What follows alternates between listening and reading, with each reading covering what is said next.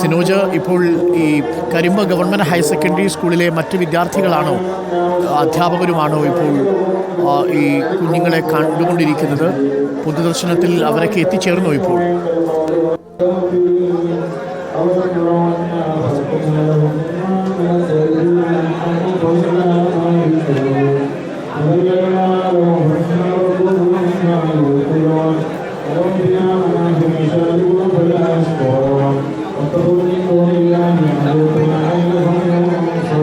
അരുൺകുമാർ, വിദ്യാർത്ഥികളുണ്ട്, ആ സ്കൂളിൽ പഠിക്കുന്ന സഹപാഠികളുണ്ട്, അധ്യാപകരുണ്ട്, നാട്ടുകാരുണ്ട്. ഇത് കേട്ടറിഞ്ഞ് എത്തിയ ദൂരസ്ഥലത്തെത്തിയ ആളുകളുണ്ട്.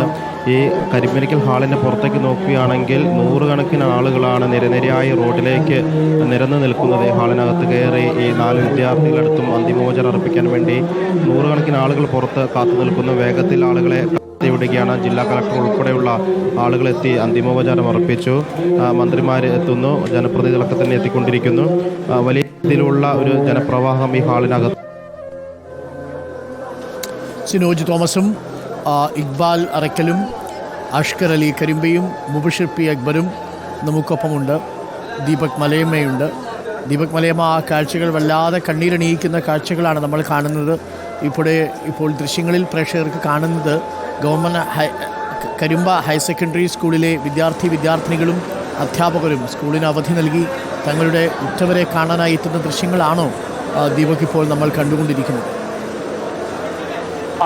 അരുൺ, അത്തരത്തിൽ തന്നെയാണ്. നേരത്തെ നമ്മൾ കണ്ട കാഴ്ച അത് അത്രകണ്ട് വേദനാജനകമായിരുന്നു. കാരണം ഈ വീട്ടിലേക്ക് എത്തി തങ്ങളുടെ ഉറ്റ കൂട്ടുകാരിയെ ഒരിക്കൽ കൂടി ആർത്ത് വിളിച്ചു നോക്കുന്നുണ്ടായിരുന്നു. പലരും പേരെടുത്ത് വിളിച്ചു നോക്കുന്നുണ്ടായിരുന്നു. ഒന്ന് കണ്ണു തുറന്നിരുന്നെങ്കിൽ എന്ന് ആഗ്രഹിച്ച് അങ്ങനെ വിളിക്കുന്ന കാഴ്ചയൊക്കെ നമ്മൾ കണ്ടു. അവരിപ്പോ തൊട്ടടുത്തൊരു വീട്ടിലേക്ക് മാറ്റി നിർത്തിയിരിക്കുകയാണ് അവരുടെ കൂടെയുള്ള ആളുകൾ എന്നുള്ളതാണ്. കാരണം അത്ര കണ്ട് തങ്ങളുടെ കൂട്ടുകാർ വിട്ടുപോയി എന്നുള്ളത് വിശ്വസിക്കാൻ ഇപ്പോഴും കഴിയാതിരിക്കുന്ന കൂട്ടുകാരികളാണ്. അവരെ നിയന്ത്രിക്കാൻ കഴിയാത്ത സാഹചര്യമൊക്കെ ഒരു ഘട്ടത്തിൽ ഉണ്ടായി എന്നുള്ളത് കൂടിയാണ്. ഇപ്പോൾ നമ്മൾ ദൃശ്യങ്ങളിൽ കാണുന്നത് പോലെ തന്നെ വലിയ നിരയാണ് ഈ കരിമ്പനക്കൽ സ്കൂളിന് പുറത്തും അകത്തുമൊക്കെയായി ഉള്ളത്. അവരുടെ പ്രിയപ്പെട്ട കുട്ടികളെ ഒരിക്കൽ കൂടി ഒന്ന് കാണുക എന്നുള്ളത് മാത്രം ലക്ഷ്യമാക്കി എത്തിയിരിക്കുന്ന ആളുകളാണ്. ആർക്കും കണ്ണീരണിയാതെ അല്ലെങ്കിൽ വിതുമ്പലടക്കാനാകാതെ നിൽക്കുന്ന സാഹചര്യം തന്നെയാണ് ഉള്ളത്. ഈ ഒരു ഹാളിനകത്തേക്ക് പ്രവേശിക്കുന്ന ഓരോരുത്തരും 4 പേരെയും ഒരേ സമയം ഇങ്ങനെ ഏതൊക്കെ കിടക്കുന്നത് കാണേണ്ടി വരുന്നതിന്റെ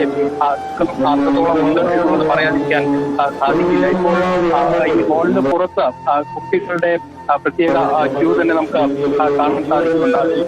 നമ്മുടെ കരിമ്പ സ്കൂളിലെ സഹപാഠികളൊക്കെ എത്തിത്തുടങ്ങുന്നു. ഇന്ന് സ്കൂളിന് അവധിയാണ്. ആ അവധി ഇവിടേക്ക് ഹാളിലേക്ക് എത്തുകയാണ്. ഏതാണ്ട് 2 മണിക്കൂറോളം സമയം മാത്രമായിരിക്കും ഈ കരിമ്പനക്കൽ ഹാളിലേക്ക് നമുക്ക് കാണാൻ സാധിച്ചത്. 2 മണിക്കൂർ സമയം മാത്രമാണ് പുതുക്കാൻ ചടങ്ങുകൾ ഇവിടെ നിശ്ചയിച്ചിട്ടുള്ളത് എന്നുള്ളതാണ്. അത് കഴിഞ്ഞാൽ ഒക്കെ ഉള്ളത് കൊണ്ട് തന്നെ ഈ ചടങ്ങുകളിലേക്ക് കടക്കും. ആ ചടങ്ങുകളിലേക്ക് കടക്കുന്നതിന് മുന്നോടിയായി എത്രയും വേഗത്തിൽ കഴിയാവുന്ന അത്രയും ആളുകൾക്ക് തങ്ങളുടെ കൂട്ടുകാരെ കൂടി കാണുന്നതിന് വേണ്ടിയുള്ള അവസരം എന്നുള്ള നിലയിലാണ് കരിമ്പനക്കൽ ക്രമീകരണങ്ങൾ ഏർപ്പെടുത്തിയിരിക്കുന്നത്. 4 കുഞ്ഞുങ്ങളുടെയും മൃതദേഹങ്ങൾ അടുത്തടുത്ത് കിടത്തിയിരിക്കുന്നു. ഇന്നലെ വരെ വലിയ സജീവതയിൽ പോയിരുന്ന 4 പേർ ഇപ്പോൾ ചേതനയേറ്റ തണുപ്പിൽ അങ്ങനെ കിടക്കുകയാണ്. ഓക്കെ ദീപക്, ഞാൻ തിരിച്ചു വരാം. നമുക്കൊപ്പം അഷ്കർ അലി കരിമ്പയുണ്ട്. അഷ്കറിൻ്റെ നാടാണ് ഇവിടെ. അഷ്കറിന് അറിയാവുന്ന നാട്ടുകാരാണ് ഇവിടെ ഉള്ളതിൽ പലരും.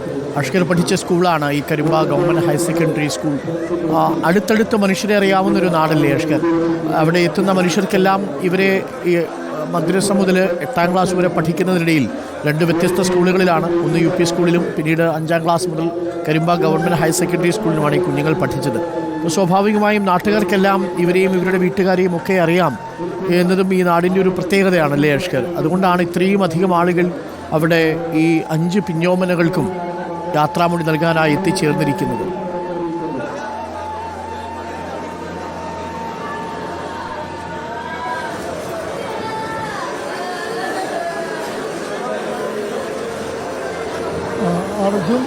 അടുത്തടുത്ത വീടുകൾ അല്ലെങ്കിൽ മതിലുകളില്ലാത്ത വീടുകളൊക്കെ പറയുന്ന അത്തരത്തിൽ ആളുകൾ തിങ്ങിപ്പാർക്കുന്ന ഒരു പ്രദേശമാണ് ഈ ചെറുപുളി എന്ന് പറയുന്ന പ്രദേശം. അത്രയേറെ അടുത്തിടപഴകി ജീവിക്കുന്ന മനുഷ്യരാണ് അവിടെയുള്ളതൊക്കെ തന്നെ. വളരെയധികം ആത്മബന്ധമുള്ളവരാണ്. അവരുടെ ജീവിത സാഹചര്യങ്ങളിലൊക്കെ തന്നെ പരസ്പരം സഹകരിച്ചും അടുത്തിടപഴകി ജീവിക്കുന്ന മനുഷ്യരാണ്. അതുകൊണ്ട് തന്നെയാണ് ഈ ഓരോ വിദ്യാർത്ഥിയും അവിടെയുള്ള ഓരോ വീട്ടുകാർക്കും ഒരേപോലെ പ്രിയപ്പെട്ടവരാകുന്നത്. അതുകൊണ്ട് തന്നെയാണ് അവിടെയുള്ള ഈ വിദ്യാർത്ഥികളൊക്കെ തന്നെ ഇവരുടെ ആ നാട്ടിലെ മറ്റു വിദ്യാർത്ഥികളൊക്കെ തന്നെ കൂടുതലും പഠനത്തിനായി ആശ്രയിക്കുന്നത് ഇതേ വിദ്യാലയങ്ങളിൽ തന്നെയാണ്. അവർ 1ാം ക്ലാസ് മുതൽ 7ാം ക്ലാസ് വരെ പഠിക്കുക പനയമ്പാടം GUP സ്കൂൾ പനയമ്പാടം എന്ന് പറയുന്ന സർക്കാർ വിദ്യാലയത്തിൽ തന്നെയാണ്.